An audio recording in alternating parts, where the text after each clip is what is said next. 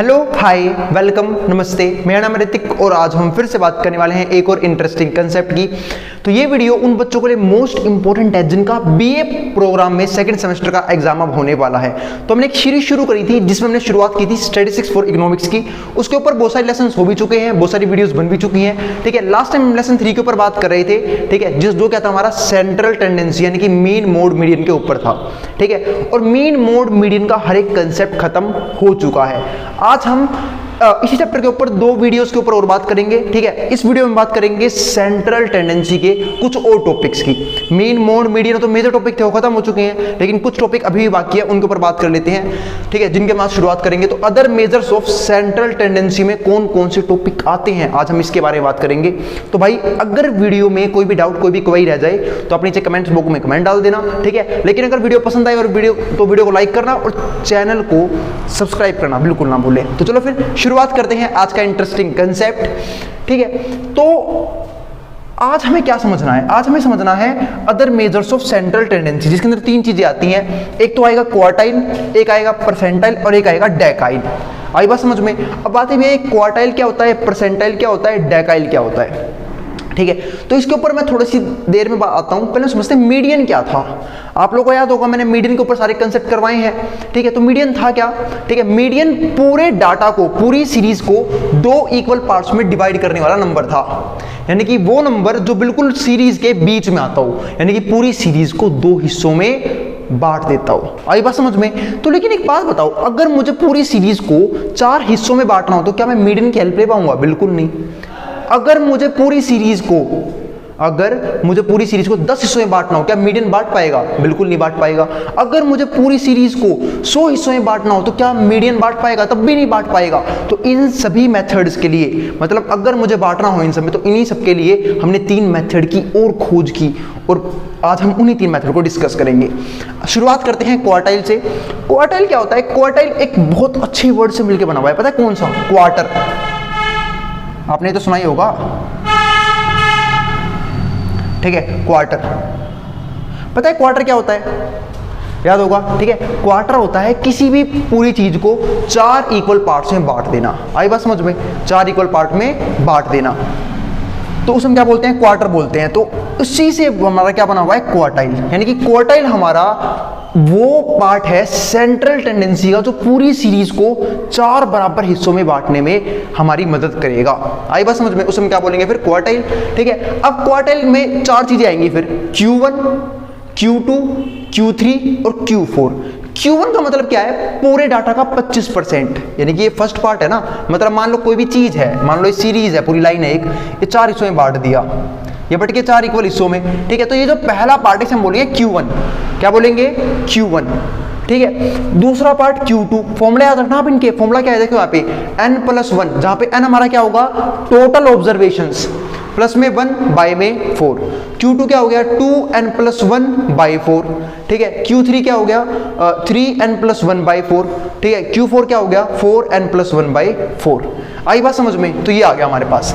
अब इससे भी कुछ खास इंपॉर्टेंट बातें वो आपको बता देता हूं। वो क्या कि भाई Q1 को हम बोलते हैं लोअर क्वार्टाइल। क्या बोलते हैं? Lower quartile. तो ध्यान रखना कि अगर आपसे एग्जाम में कभी भी पूछ दे कि भैया लोअर क्वार्टाइल कैसे निकालेगा, मतलब लोअर क्वार्टाइल क्या होता है, या फिर इस कोई भी क्वेश्चन दे दे और यूं बोल दे लोअर क्वार्टाइल निकाल दो, तो आपको क्या करना होगा? आपको Q1 निकाल के आना होगा।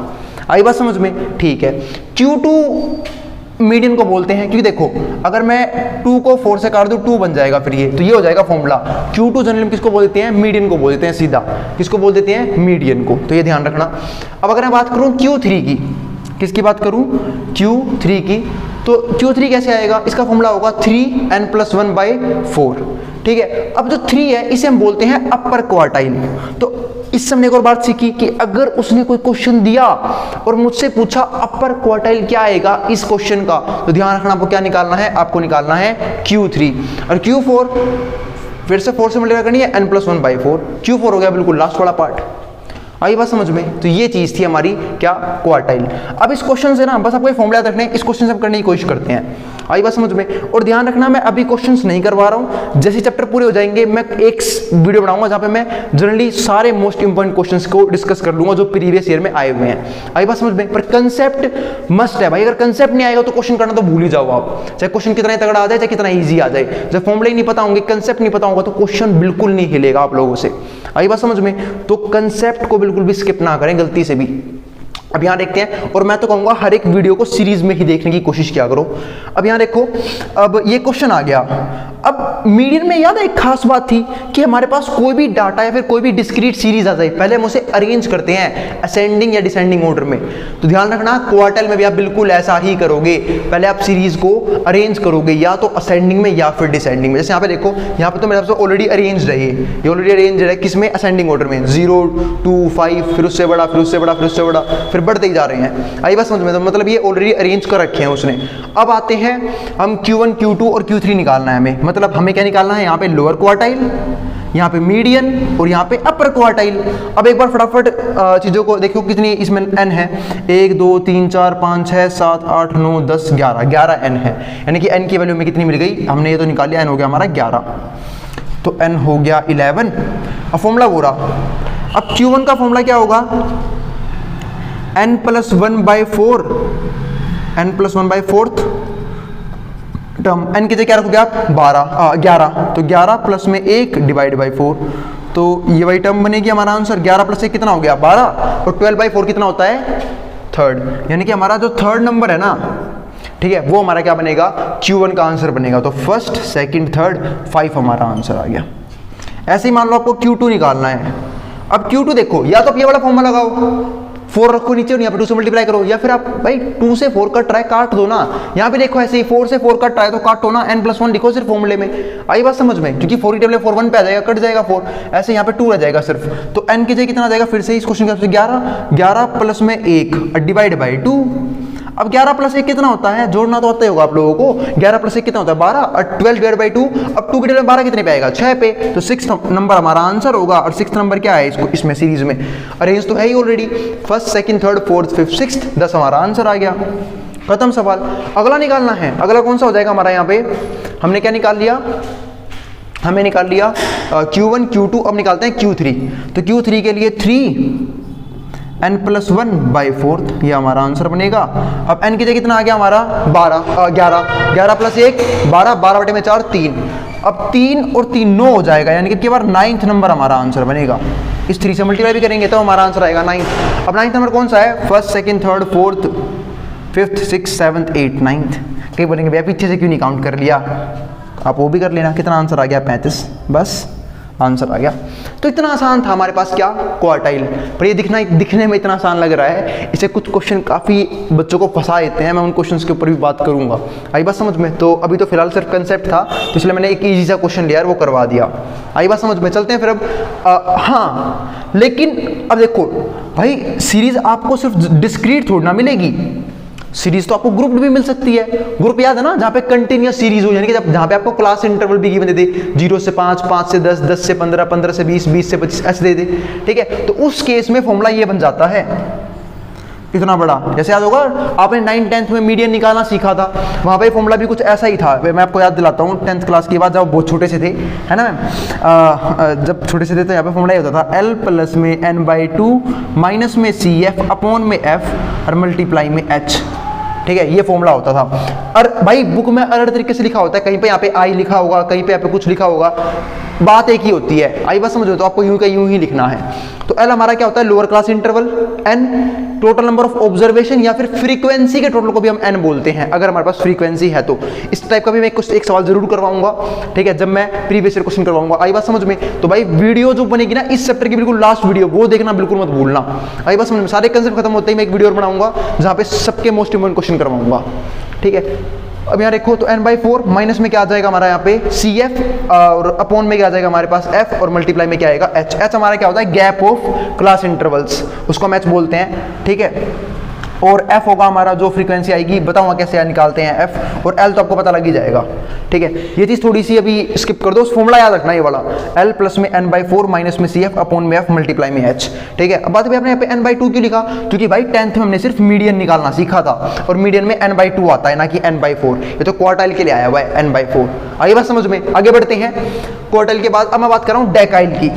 डेकाइल, आपने डेक वर्ड बहुत बार सुना होगा, ठीक है, जैसे आपने सुना होगा डिकेड्स, ठीक है। डिकेड्स क्या बोलते हैं, जैसे कि पिछले 10 सालों को 10 सालों के ग्रुप को डिकेड्स बोलते हैं, ऐसे ही ना यहाँ पे क्या है डेकाइल है। डेकाइल का मतलब क्या है कि जब आपको किसी भी सीरीज को, किसी भी डाटा को 10 इक्वल हिस्सों में बांटना है, तब आप बिना इसकी हेल्प के बांट ही नहीं पाओगे, इसे हम क्या बोलते हैं डेकाइल। अब आती है डेकाइल में क्या करना होगा हमें, डेकाइल का फॉर्मूला आसान सा है। जैसे यहाँ पे देखो, यहाँ पे मैंने हर जगह 4 से डिवाइड किया था, क्यों किया था 4 से डिवाइड, क्योंकि भाई यहाँ पे हमने क्या निकाला है, बताओ क्या निकाला है, यहाँ पे निकाला है क्वार्टाइल, और क्वार्टाइल का काम क्या होता है 4 हिस्सों में बांटना, और इसका नाम क्या है डेकाइल, तो 10 से डिवाइड हो जाएगा, सिंपल। आपको d1 निकालना है, 1 से मल्टीप्लाई करो, और 1 मैंने क्यों नहीं लिखा, क्योंकि 1 से मल्टीप्लाई करूं चाहे ना करूं घंटा फर्क नहीं पड़ने वाला सवाल में, आंसर तो सेम ही रहेगा। अगर मुझे d3 निकालना है, 3 से मल्टीप्लाई कर दूंगा, वही रहेगा n+1/10 10th। अब जैसे मैंने यहाँ पे लिख दिया है dn, और ध्यान रखना इस n का मतलब क्या होता है, total number of observations, total number of observations, ठीक है, डिस्क्रीट सीरीज के अंदर। जैसे यहाँ पे देखो 3 से मल्टीप्लाई कर दिया, यहाँ पे dn निकालना है तो n से मल्टीप्लाई कर दूंगा। अगर मैं नीचे बात करूं तो ध्यान से यहाँ पे समझना, फॉर ग्रुप डाटा, अगर मैं बात करूं किसी भी ग्रुप डाटा की, तो ग्रुप डाटा की अगर मैं बात करूं तो भाई यहाँ पे देखो, यहाँ पे n का मतलब होता है sum of frequency, sum of all frequencies, L हमारा lower class interval, C F होता है हमारा कम्युलेटिव फ्रीक्वेंसी, करेंगे इसके ऊपर बात, एच हमारा होता है गैप, और एफ तो होता है फ्रीक्वेंसी। और n/10 क्यों आया, क्योंकि एक ग्रुप डाटा का फॉर्मूला है, वो भी किसका, डेकाइल का। अब चलते हैं परसेंटाइल के ऊपर।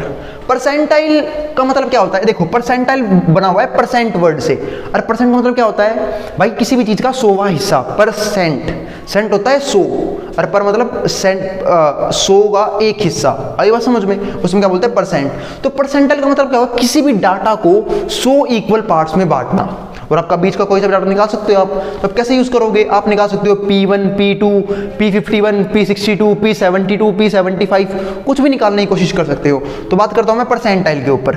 इसका एक फॉर्मूला क्या होता है, number of values below 2x, मतलब मान लो आपको किसी भी नंबर का वो निकालना है परसेंटाइल, तो आप देख लो उस नंबर से बिलो कितने नंबर है, वो ऊपर आ जाएगा, तो नीचे की टोटल वैल्यूज कितनी है, और मल्टीप्लाई में क्या हो जाएगा 100। यानी कि अगर मैं इसको शॉर्ट फॉर्म में कन्वर्ट करने की कोशिश करूं तो ऊपर आएगा n, मतलब उस जो भी x नंबर है उससे छोटे नंबर उस सीरीज में कितने हैं, नीचे टोटल नंबर n, और मल्टीप्लाई में 100, बहुत जगह ये भी लिखा होता है इसी फॉर्मूले में, आई बात समझ में। या फिर इसके एक फॉर्मूला और बोल सकता हूं मैं, n+1/100, भाई जब 100 हिस्से में बांटने हैं, जैसे मैंने यहाँ पे किया, अब आप भी तो बोल सकते हो भैया 4 हिस्सों में बांटना, 4 से डिवाइड किया, जब 10 था तो आपने 10 से डिवाइड किया, तो 100 है तो 100 से डिवाइड क्यों नहीं कर दिया, तो ये आ गया, तो ये हो जाएगा P1 का फॉर्मूला। एक और तरीका है फॉर्मूला बनाने का, ऐसे अगर P2 निकालना हो तो यहाँ पे क्या कर दोगे, 2n+1/100, ये भी एक फॉर्मूला हो जाएगा।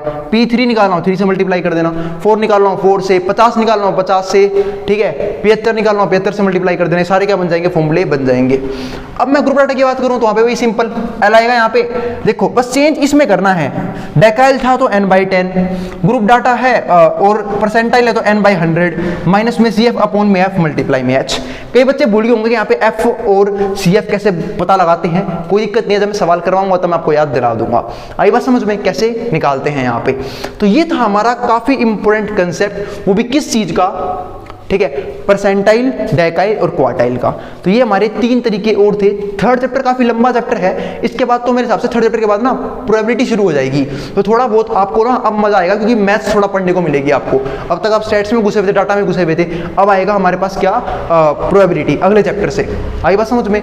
और भाई आपको सिलेबस की टेंशन लेने की बिल्कुल भी जरूरत नहीं है, सिलेबस चल रहा है इस हिसाब से, और जैसे ही मैं फ्री होऊंगा सैटरडे संडे को मैं और ज्यादा कंटेंट अपलोड कर दूंगा। ऑलमोस्ट मैं कोशिश कर दूंगा कि भाई सैटरडे संडे को, इसी सैटरडे संडे को हाफ से फालतू सिलेबस आप लोगों का अच्छे से कवर हो जाए, आई बात समझ में। मोस्टली जितना मैं कवर करवा सकता हूं इस सैटरडे संडे से पहले वो भी कवर करवा दूंगा, और 6 से पहले तो मेरे से पूरी बुक ही करवा दूंगा मैं, आई बात समझ में। अब जिसको जो उतारना है, स्क्रीनशॉट लेना वो ले सकता है, मैं बैठ रहा हूं बोर्ड के सामने से। और भाई फिर बोल रहा हूं, अगर वीडियो पसंद आए तो वीडियो को लाइक करना और चैनल को सब्सक्राइब करना बिल्कुल ना भूलें, क्योंकि चैनल नया है और आपके सपोर्ट की बिल्कुल जरूरत है। जिसको जो उतारना है वो उतार सकता है।